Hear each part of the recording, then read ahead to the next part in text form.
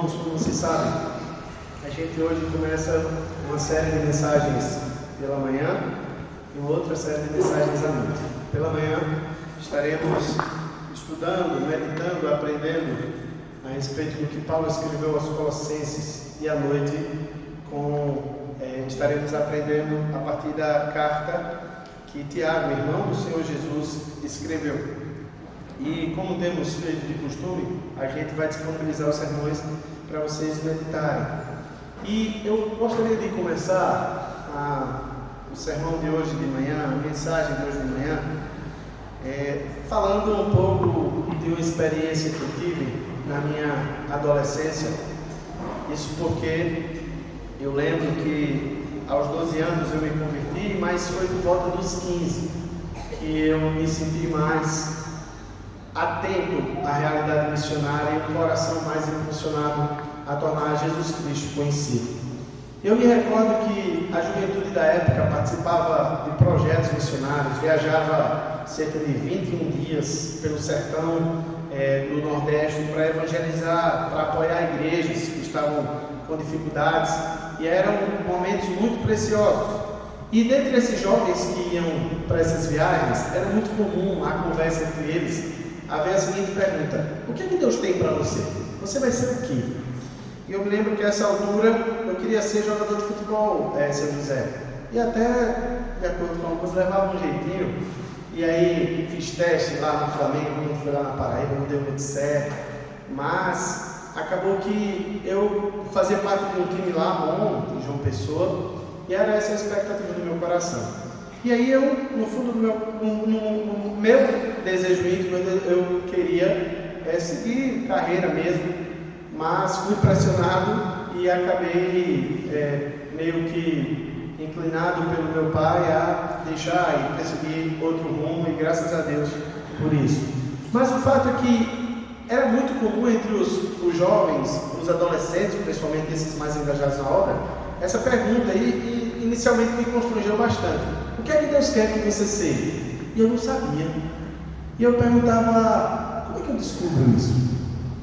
E aí eu confesso que algumas vezes eu fui para essas reuniões que mulheres, Deus usa mulheres, usa homens, profetas para falar, mas nunca nada. Ninguém dizia nada. Todo mundo, São José, vinha com história, com experiência, eu não sabia. Todo mundo no meu círculo dizia: eu sei que Deus quer para mim. E muitos que diziam que os ser missionários, pastores, hoje até desviados, não foram pastores nem missionários. E aí eu lembro que eu ficava nessa angústia pessoal, perguntando a Deus. Mas sabe o que é interessante? É que muitas pessoas saem à procura de conhecer a vontade específica de Deus, seja para a vocação, seja para algumas decisões que precisam tomar, que emprego devem escolher, que carreira devem perseguir, mas esquecem da vontade revelada de Deus. O que eu quero dizer com isso? De fato, precisamos ter direcionamento de Deus para que vocação escolher para, em momentos difíceis da vida, tomarmos decisões a respeito do emprego, a respeito de onde colocar minha filha para estudar, se vou fazer homeschooling ou se vou colocar numa escola, se eu devo investir dinheiro em tal lugar ou em tal lugar. Deus sim nos dá orientações específicas também, além da vocação. Mas há uma vontade geral de Deus, uma vontade revelada, que diz respeito ao modo como os homens devem viver, como as mulheres devem viver, como os maridos devem se portar, como as mulheres devem se portar. Enfim, meus queridos, existe uma vontade revelada de Deus que muitas dessas pessoas que saem atrás de revelações especiais, específicas, deixam de cuidar, deixam de atentar. E com isso, eu não estou desprestigiando você buscar a Deus na sua individualidade para saber que vocação, que profissão, onde investir. Isso Deus orienta. Nem estou aqui querendo dissuadir você a deixar de ser sensível à voz de Deus nos vários momentos da sua existência que você vai precisar tomar decisões. Mas atentar igualmente à vontade revelada de Deus. Eu já tive a experiência, irmãos, de escutar histórias de irmãos de igrejas pentecostais e não pentecostais, que mulheres foram para o culto somente porque estavam tendo incompatibilidade de gênero, discutindo bastante com seu esposo, para ouvir de Deus se deveriam continuar no casamento. Essa é uma realidade bem prática, bem assim, inusitada, mas que é recorrente em vários lugares. Ora, uma pessoa assim não precisava ir para o culto para saber se ela deve continuar casada, porque a Bíblia é muito clara ao nos dizer que as duas possibilidades para divórcio são adultério e até deserção, quando um dos cônjuges resolve não viver mais com a parte com quem ele casou. Então, já imaginou você ir para um culto para perguntar: Senhor, eu estou me desentendendo muito com meu marido, eu quero saber se eu devo continuar ou não no casamento? Isso é um absurdo. E mais absurdo ainda, foi uma história que nós conhecemos no bairro que a gente morou, de um cidadão que era casado e a pastora teve uma revelação que a mulher deveria se separar dele, sem nenhum desses dois motivos. Meus queridos, há muita infantilidade e há muito erro que acomete muitos cristãos pelo desconhecimento da vontade de Deus, seja a vontade geral, revelada para nós, enquanto cidadãos desse mundo, em todas as esferas da vida, seja a vontade de Deus específica para onde quer que Deus nos dirija. E eu vou exemplificar para não ficar nenhuma dúvida. Quanto à vontade geral revelada, vocês já entenderam. Mas, por exemplo, por volta de maio do ano passado, eu sabia que meu tempo na igreja que eu estava pastoreando não tinha chegado ao fim. Então eu disse para a Laísa: eu tenho certeza que acabou o nosso tempo aqui. O que fazer? Não sei. Então oramos e entendemos que deveríamos nos candidatar à Junta Missionária Nacional, a Junta de Missões Nacionais da IPB. E assim fizemos. Mas tínhamos até esquecido. Até que alguém entrou em contato conosco e a gente fez uma entrevista. Então, fazer a vontade de Deus significa, em alguns momentos, a gente não saber bem para onde vai. E nessas circunstâncias a gente precisa de um direcionamento de Deus, que o direcionamento veio. Mas caso não viesse direcionamento, eu permaneceria no estado, porque Deus não é um Deus de confusão. Então, preste atenção. A vontade revelada de Deus para os vários momentos da vida, para nós tratarmos os nossos filhos adequadamente, nossa esposa, o marido, como criarmos os filhos, como agirmos como cidadãos em relação ao Estado. Enfim, a Bíblia tem orientação para tudo isso. É o que eu chamo de vontade geral, ou vontade revelada de Deus. Mas há vontade, São José, para a minha vida, se eu devo entrar no seminário, se eu devo me preparar para ser pastor ou não, ou se eu devo assumir um emprego no Banco Itaú ou no Banco Bradesco, se eu devo ficar em Olinda ou se eu devo ir para São Paulo. Enfim, existem várias decisões que tomamos na vida, e é essa vontade que eu chamo de vontade específica. Mas, nessa manhã, quando eu pretendo meditar com os irmãos sobre o conhecimento da vontade de Deus, eu não quero, seu Carmo, me restringir à vontade revelada, mas à vontade também específica de Deus para os vários momentos da vida. Então, por vontade de Deus, Arley, eu quero meditar com os irmãos hoje sobre todo o conhecimento de Deus revelado na Bíblia e também as suas orientações para o nosso cotidiano, para as tomadas de decisões que precisamos realizar. E para isso, meus irmãos, eu quero iniciar nessa manhã essa série de mensagens em Colossenses, meditando sobre o conhecimento da vontade de Deus e os benefícios desse conhecimento. Então, para tanto, eu peço que abra sua Bíblia em Colossenses, no capítulo 1, leremos apenas dos versículos 9 a 12. O conhecimento da vontade de Deus. Quais os benefícios de se conhecer a vontade de Deus? O que é que lucra alguém que resolve conhecer o que a Bíblia diz e é sensível nos vários momentos da vida que temos dúvida e precisamos tomar alguma decisão? Então, Colossenses capítulo 1, versículos 9 a 12. Peço aí que você abra a sua Bíblia. Por essa razão, também nós, desde o dia que ouvimos, não cessamos de orar por vós e de pedir que transbordeis o pleno conhecimento da sua vontade, em toda sabedoria e entendimento espiritual, a fim de viverdes de modo digno do Senhor, para o seu inteiro agrado, frutificando em toda boa obra e crescendo no pleno conhecimento de Deus, sendo fortalecidos com todo o poder, segundo a força da sua glória, em toda perseverança e longanimidade com alegria, dando sempre graças ao Pai, que nos fez idôneos, a parte que vos cabe da herança dos santos na luz. Vamos orar? Permaneça com sua Bíblia aberta. Senhor, fala no nosso coração, Pai. Estamos aqui diante da Tua Palavra, diante do Teu povo, e precisamos do auxílio do Teu Espírito Santo. Se o Teu Espírito Santo não agir, ó Deus, não iremos adiante, serão palavras ao vento. Fala conosco, nós pedimos em nome de Jesus. Amém. Se alguém puder trazer um copo com água, eu agradeço demais. Meus irmãos, a carta de Paulo aos Colossenses, ela é, para alguns estudiosos, talvez uma das cartas mais profundas do apóstolo. Eu não acredito que seja a mais profunda, porque eu acredito que esse crédito pertence à carta aos Romanos. Mas é uma carta que tem uma profundidade teológica muito grande. O apóstolo Paulo, ele não é fundador dessa igreja diretamente. De acordo com os estudiosos, essa igreja foi organizada, foi formada.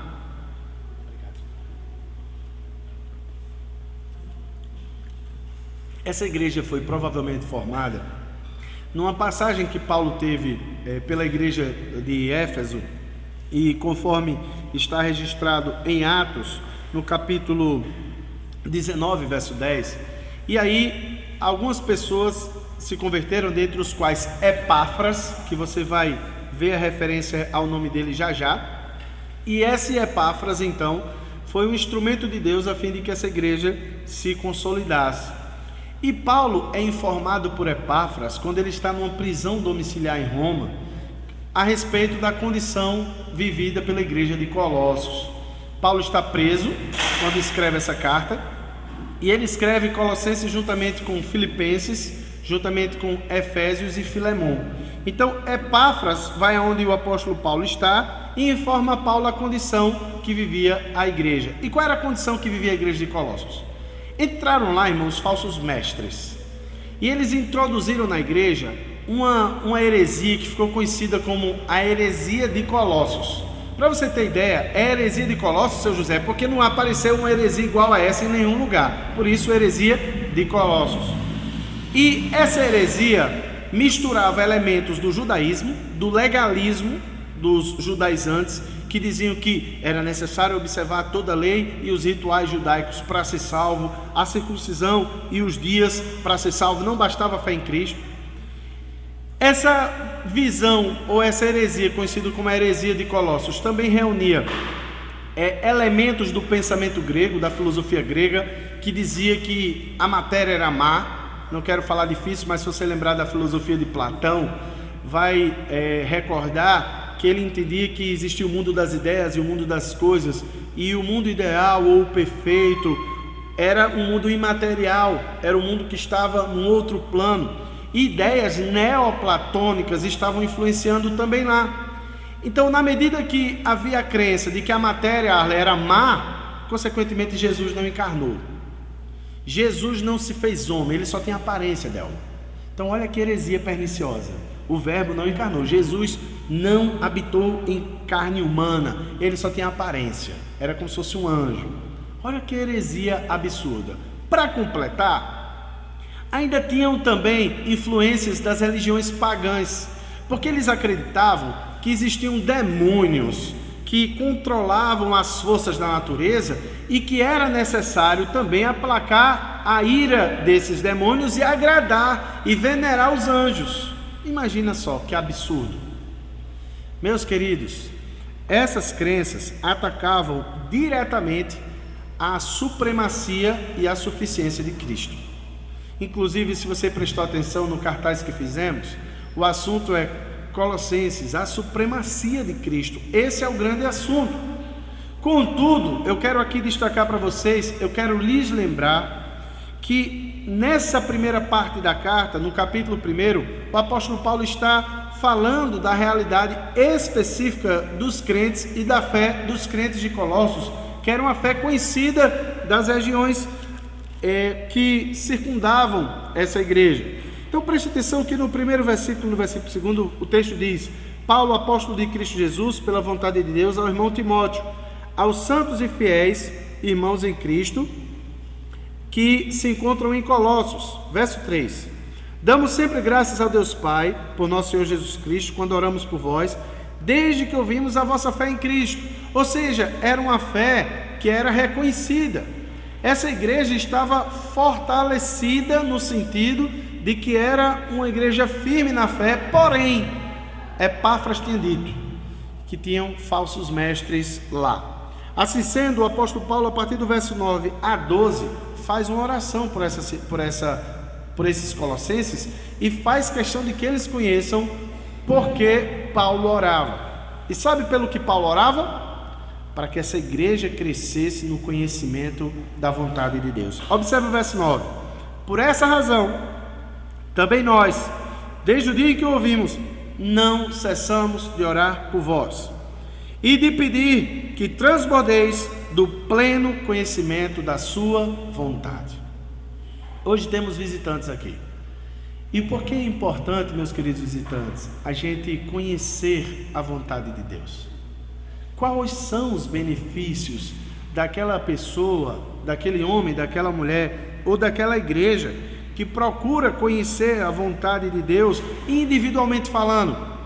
Que benefício o Maicon, a Jordana, a Ana Júlia, o Bruno, eu desfrutamos ao conhecer a vontade de Deus? Em primeiro lugar, eu quero chamar a atenção para o que nos dizem os versículos 9 e 10.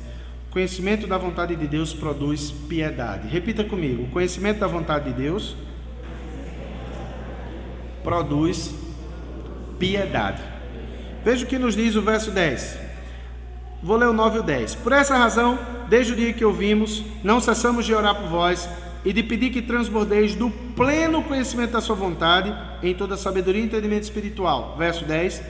A fim de viverdes de modo digno do Senhor, agradando-lhe em tudo. Eu quero me dirigir aqui às crianças, a Daniel, a Rafaela, a Davi, a Marina, ao Mateus e o João. Se a gente quer agradar a Deus, Daniel, se a gente quer agradar a Deus, Rafaela, a gente precisa conhecer a sua vontade. Eu já falei aos meus filhos, eu quero dirigir aqui a criançada e dizer, o Yuri também, que está ali, que a Bíblia apresenta dois grupos de pessoas, Delma: o justo e o ímpio. O justo é aquele que está em relação de aliança com Deus e o ímpio não está. Mas entre o justo, seu José, existe aquele que a Bíblia chama de piedoso. E o piedoso, Arlen, é aquela pessoa que procura viver conforme o padrão do Senhor. Embora sejam os justos, todos eles salvos pela graça de Deus, são justos não porque são bons, mas porque estão numa relação de aliança, de graça. Contudo, há pessoas na Bíblia e há pessoas no nosso dia a dia que vemos que são piedosas. Nem todo justo é piedoso.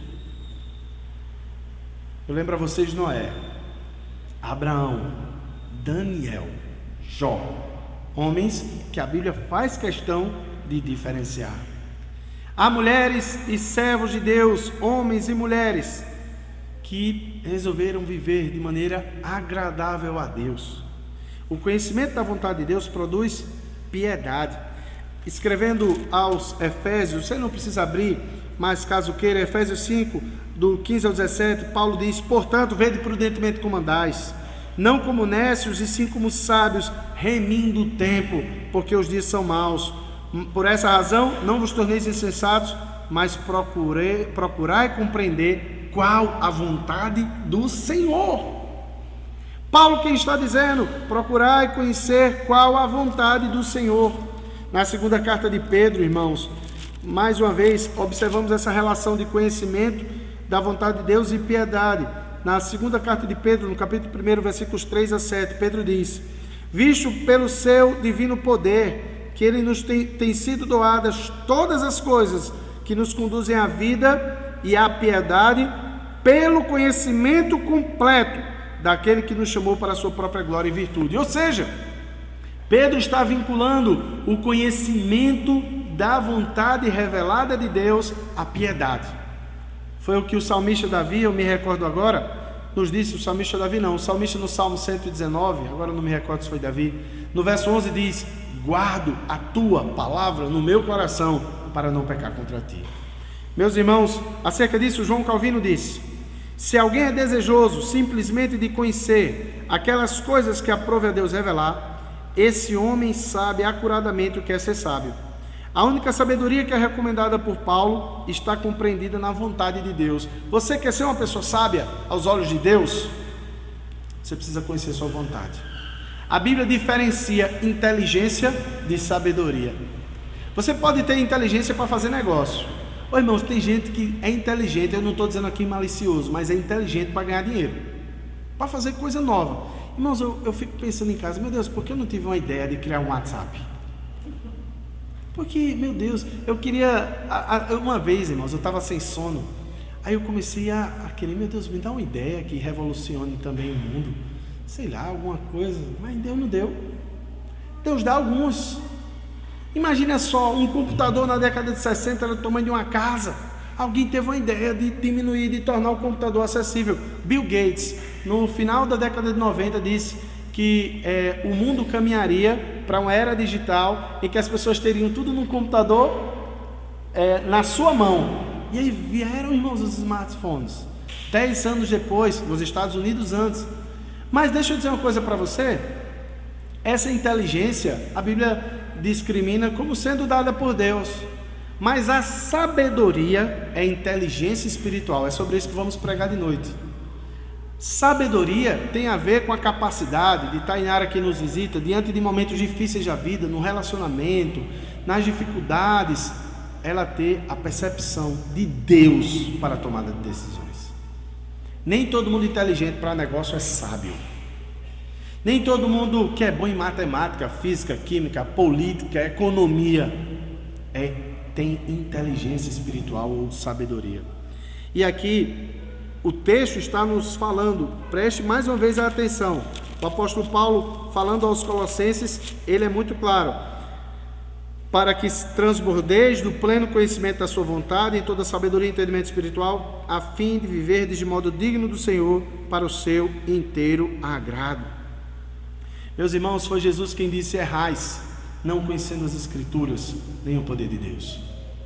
Mas há uma segunda lição, irmãos, eu peço que você olhe para o verso 11. O verso 11, o apóstolo Paulo em Colossenses, capítulo 1, verso 11 diz: sendo fortalecidos com todo o poder, segundo a força da sua glória, em perseverança e longanimidade com alegria. Repita comigo: o conhecimento da vontade de Deus produz força espiritual. Meus irmãos, olha o que o texto está dizendo, vou repetir: sendo fortalecidos com todo o poder, segundo a força da sua glória, em toda perseverança e longanimidade com alegria. É possível, Arley, você fazer a vontade de Deus e perseverar triste. É possível alguém que luta no casamento, por um casamento bíblico, está ali lutando, mas com o coração amargurado. Mas aqui está dizendo, com perseverança, com alegria. O que é isso? Força espiritual. Capacidade de passar por lutas e não perder o ânimo, não perder o gozo, não perder o entusiasmo. Isso vem de onde? Conhecimento da vontade de Deus. É por isso que Jeremias, escrevendo no capítulo 9, versículos 23 e 24, ele disse: não se glorie o sábio na sua sabedoria, não se glorie o forte na sua força. Rafaela, o texto diz: não se glorie o rico nas suas riquezas, mas o que se gloriar, Daniel, glorie-se nisto, em me conhecer e saber que eu sou o Senhor, que faço misericórdia e justiça na terra. Marina, não existe nada, minha querida, tão importante quanto conhecer a Deus e a sua vontade. É por isso, irmãos, que Oséias, no capítulo 6, verso 3 diz: conheçamos e prossigamos em conhecer ao Senhor. Mais uma vez, João Calvino diz: ele os conscientiza da sua própria fraqueza, pois diz que não serão fortes de outra maneira, senão pelo auxílio do Senhor. A força dos crentes deve exibir-se em paciência e longanimidade. Meus irmãos, você quer ver que você está sendo fortalecido de modo espiritual, ou que você está adquirindo força espiritual? Eu vou me dirigir primeiro aos casados. Numa discussão em que você acha que você está certo e o outro está errado, você conseguir manter o equilíbrio e manter a mansidão, manter a honra, sem ferir o outro. Isso é força espiritual, Flávia, que só Deus pode dar. Você quer ver outro exemplo de força espiritual? Você está no trabalho e tem uma pessoa que é casca grossa, irmãos, dura, ignorante, e a pessoa alfineta, fere todo mundo. Não tem gente que é assim? Passar por perto dela, sente o impacto, e você está lá e você não reage à altura do dano sofrido. Meus queridos, eu já ouvi uma vez, e é muito verdade, inclusive para nós refletirmos, que nós evidenciamos muito mais a nossa espiritualidade nas nossas reações do que nas nossas ações. A gente mostra a nossa condição, a nossa força espiritual muito mais da maneira como reagimos às dificuldades da vida e mesmo às pessoas difíceis. É por isso que Calvino vai nos dizer: o único remédio para o fortalecimento dos colossenses contra todas as redes pelas quais os falsos profetas lutavam para enredá-los era entender acuradamente o que Cristo era. E aqui não basta saber simplesmente que Jesus é o Rei dos Reis, é aquele que criou todas as coisas, mas precisamos também saber que ele era manso e humilde de coração. Às vezes nós preferimos apenas abraçar os conceitos elevados de Cristo, os seus ofícios, as suas duas naturezas, o seu poder, que ele é o único santo que salva, mas muitas vezes não queremos assumir o seu estilo de vida manso, dócil, servo, humilde de coração. Meus amados irmãos, o conhecimento da vontade de Deus não produz apenas piedade, Michael. O conhecimento da vontade de Deus produz força espiritual. Ô irmãos, é quando a gente está num beco sem saída, que a gente não sabe para onde vai, que a gente recorda a vontade de Deus. Quantas vezes está ali minha mulher atrás, momentos de crise no ministério, diz: meu Deus do céu, o que é que eu vou fazer agora? Mas ele disse: foi Deus que me trouxe aqui, Deus vai guiar, e guiava. Quantas vezes, irmãos, eu desesperado, sem saber o que fazer, disse: meu Deus, e agora? Uma reunião do presbitério difícil, uma tomada de uma decisão difícil, se a gente seguir por um caminho ou outro, e a gente está lá e eu vou tomar uma decisão e tem outros lá, e como é que os outros vão ver, e como é que é isso? A gente se recorda da palavra de Deus. Meus irmãos, mas aí eu me pergunto: e se você não lê a Bíblia e não ora diariamente? Porque todo dia Deus tem palavra para mim, irmãos. Todo dia está aí na área, se você orar e ler a Bíblia, Deus fala com você. Todo dia, dona Carla, se a senhora orar e ler a Bíblia, Deus fala. Mas, meus irmãos, eu me pergunto: o que são dos crentes que não oram e lê a Bíblia diariamente, nem frequentam a casa do Senhor com regularidade? Sabe o que vai acontecer? Não vai ter força espiritual. Eu já disse aqui em diversas oportunidades, e eu gostei muito, irmãos, nesse congresso Plantadores, o que eu ouvi de um pastor dizer: se o seu pastor, ou um pastor que você conhece, ou um pregador, não fala das suas fraquezas, ele não é sincero. Porque todos temos fraquezas, todos temos lutas. E eu quero dizer para você que em vários momentos da minha vida, eu já passei por crise de dizer: meu Deus, e agora? Uma das vezes eu me recordo, me permitam um testemunho pessoal, eram 3 da manhã, eu e Laísa precisávamos tomar uma decisão, e eu não sabia o que fazer. Daniel tinha nascido, bebezinho, eu muito angustiado, orando, já eram 3 da manhã, não conseguia dormir. Eu disse: Deus, fala comigo, Senhor, fala comigo, pelo amor do Senhor, eu estou desesperado. E me veio ao coração, irmãos, ela lembra, Isaías 55. Como a gente prega a palavra, eu já lembrei do versículo 6, buscar o Senhor quando se pode achar. E aí meu coração já fechou, eu disse: está vendo, Isaías 55, meu Deus, eu querendo ouvir a tua voz, aí no meu coração, Isaías 55. Aí Laís olhou para mim e fez: abre Isaías 55. Aí eu abri, irmãos, a gente começou a ler junto. Eu disse: lê aí, não tenho nem condição de ler, lê para mim. Aí ela foi lendo, quando chegou no versículo 8 dizia: os meus pensamentos não são os vossos pensamentos, os meus caminhos não são os vossos caminhos, assim como é mais alto o céu acima da terra, assim os meus caminhos são mais altos os vossos caminhos. Ela disse para mim: amor, Deus está falando, glória a Deus. E sabe quando a presença de Deus enche a sala? Eu estava na sala com ela, meu coração se aquietou, Allen. Eu consegui dormir, me aquietar e ficar bem. Essa força só vem do conhecimento da vontade de Deus. Talvez você diga: pastor, você não já sabia que a vontade de Deus é mais alta e é melhor, e os caminhos de Deus são melhores? Sabia, mas a gente esquece. Mas nosso coração fica fraco, e a força espiritual vem daí. O conhecimento da vontade de Deus produz piedade, mas o conhecimento da vontade de Deus também produz força espiritual. Você quer ser um crente mais forte? Como é que você vai ser se não ler a Bíblia? Irmãos, já há estimativas que as pessoas hoje passam no mínimo 2 horas nas redes sociais. Nem que seja para abrir, para ver se tem mensagem. Faz isso durante o dia. Há aplicativos que mensuram isso. Eu vou inclusive baixar hoje para ver. Eu não quero passar esse tempo todo. 2 horas que poderiam ser investidas em oração, em leitura da palavra. Eu não acredito que isso aqui é instrumento do diabo. Eu acredito que Deus deu inteligência, isso aqui é bênção. Mas o diabo certamente usa meios para nos distrair. Meus amados irmãos, por fim, eu chamo a atenção de vocês para o que nos diz agora o versículo de número 12. O apóstolo Paulo então diz: dando graças ao Pai que nos fez idôneos a parte que vos cabe da herança dos santos na luz. Eu falei que o conhecimento da vontade de Deus produz piedade, o conhecimento da vontade de Deus produz força espiritual, mas por fim, repita comigo: o conhecimento da vontade de Deus produz gratidão. Mais uma vez vou me reportar a experiência que eu disse. Eu estava triste, reclamando. Quando Deus falou no meu coração, eu dei a Ele louvor. Conhecer a vontade de Deus produz gratidão. E aqui o texto diz: dando graças ao Pai que vos fez idôneos a parte que vos cabe da herança dos santos à luz. Irmãos, isso implica dizer, antes de qualquer coisa, a nossa condição de escravos do pecado e que Deus nos fez em Cristo. Veja se não é verdade. O verso 13 diz: Ele vos libertou do império das trevas e nos transportou para o reino do Filho do seu amor.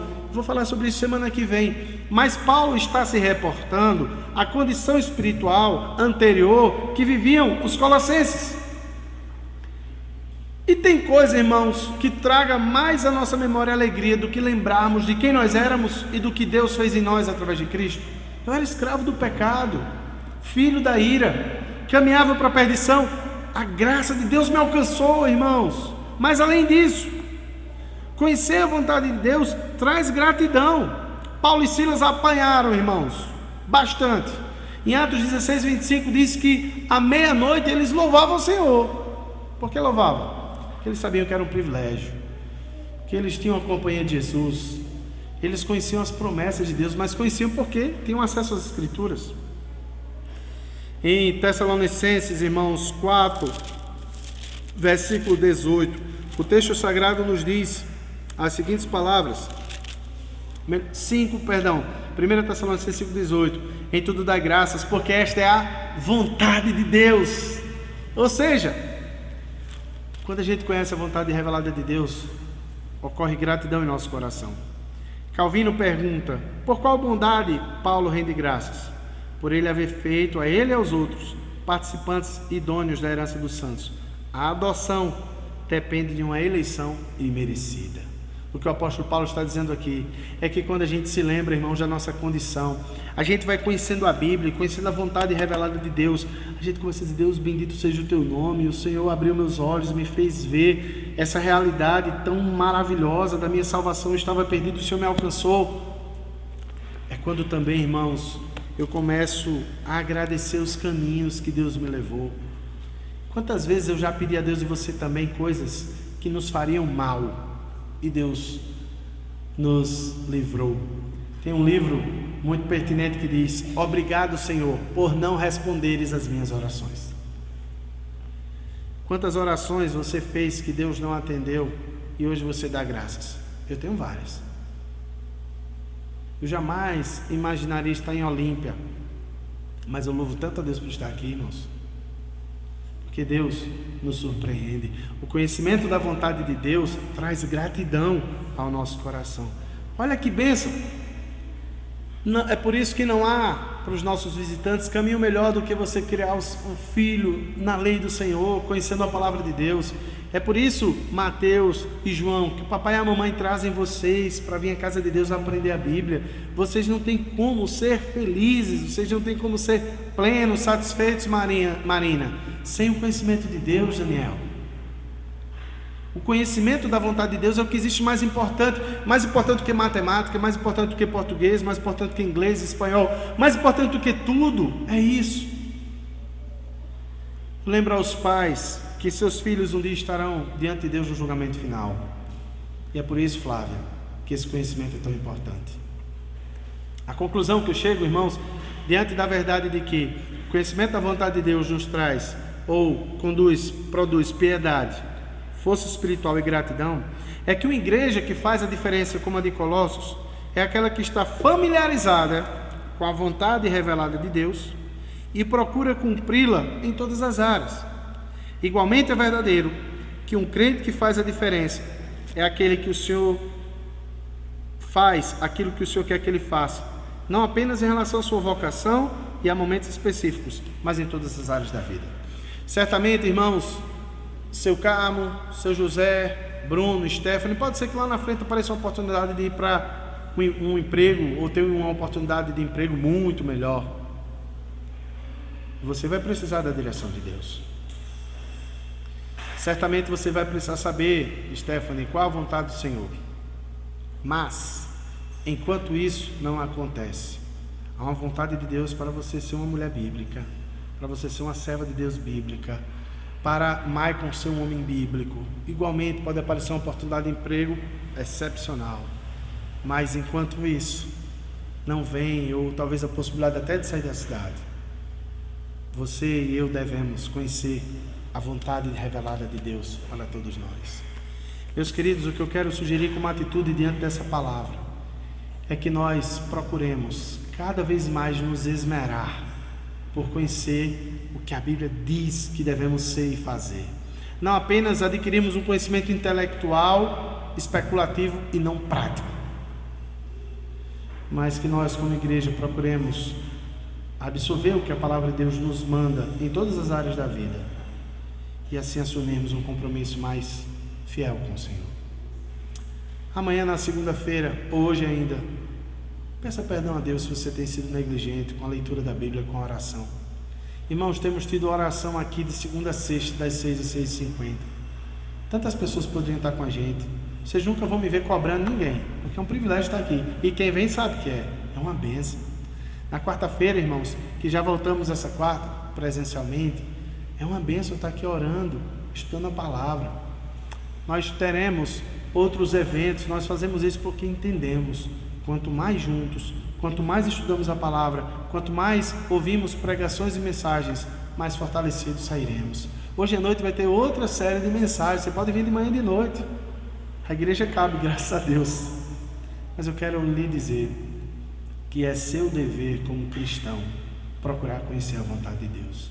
Então reassuma: Senhor, eu preciso reassumir um compromisso de ler a Tua palavra, de procurar ser um homem ou uma mulher mais bíblicos.